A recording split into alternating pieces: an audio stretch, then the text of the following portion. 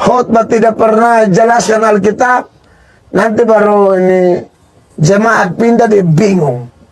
Jadi menurut saya pendeta-pendeta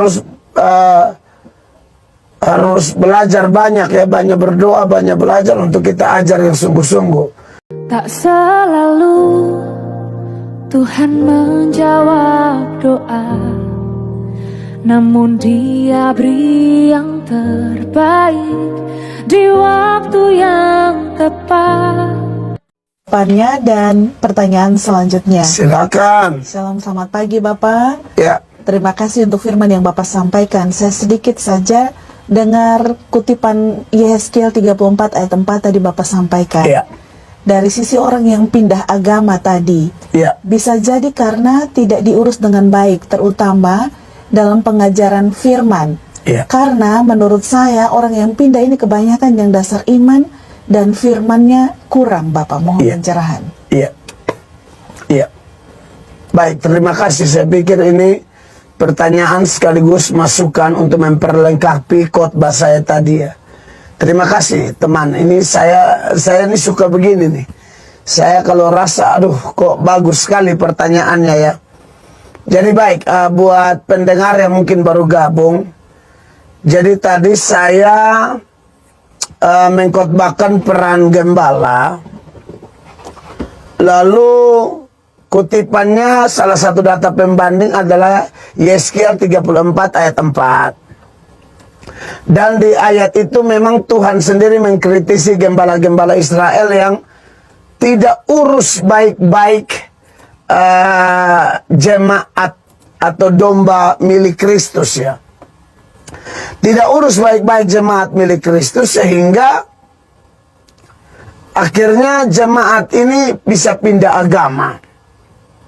Ya, saya pikir ada benarnya juga. Dan betul ya, beberapa orang yang pindah agama itu memang mereka kelihatan pengajarannya kurang. Saya setuju, ini kritikan keras buat kita semua. Ya, saya juga yakin bahwa faktor itu bisa menjadi penentu. Makanya kenapa saya ngotot belajar dari orang lain juga, dari buku lain, dari website orang lain dan lain sebagainya untuk mendapatkan banyak ilmu, terutama doktrin-doktrin yang kuat, supaya kami bisa mengajar dengan benar. Ya, karena kalau ajaran salah memang berat urusannya. Ya, orang gampang sekali pindah agama. Ya, apalagi model kayak misalnya pengajaran ke saksi Yehova begitu. Ya, orang gampang aja pindah agama Islam misalnya. Karena saksi Yehova juga tidak percaya Yesus adalah Allah setinggi-tingginya. Jadi ya gampang aja orang pindah ke Islam atau yang lain yang sejalan dengan pandangan mereka. Maka dari itu ya kita mesti ajar baik-baik. Saya setuju itu. Dan ya ini yang harus kita. Dan kalau ada orang begitu, wah itu celaka, itu pendeta-pendeta begitu. Makanya pendeta ini bukan hanya apa-apa, tapi harus belajar baik-baik. Kayak dulu ya. Dulu ada gereja tertentu yang umumkan dari mimbar, hati-hati dengan saksi Yehova. Jadi jemaat ini bingung, hati-hatinya kenapa? Mereka tidak pernah menjelaskan kenapa, apa yang menjadi akar masalah.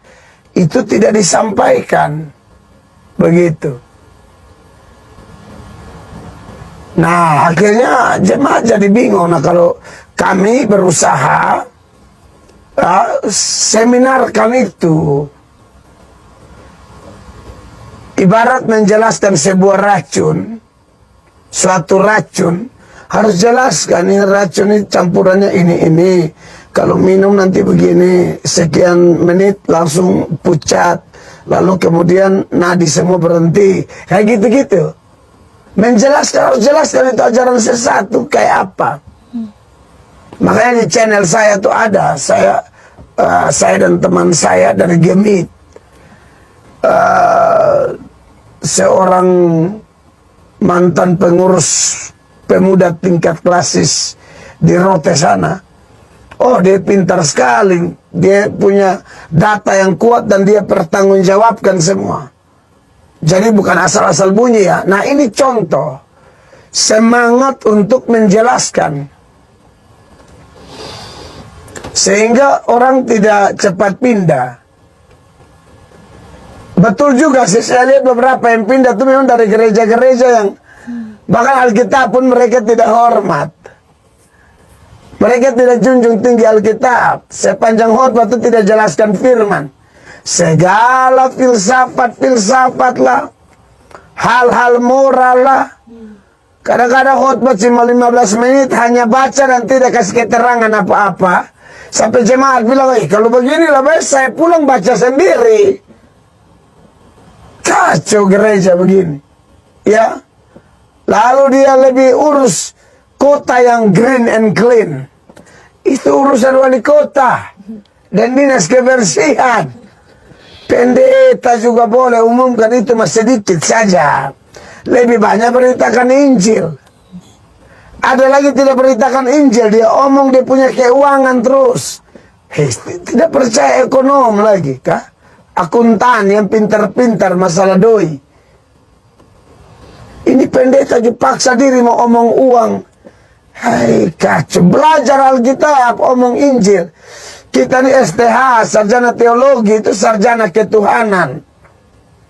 Atau MTH, master teologi, master ketuhanan.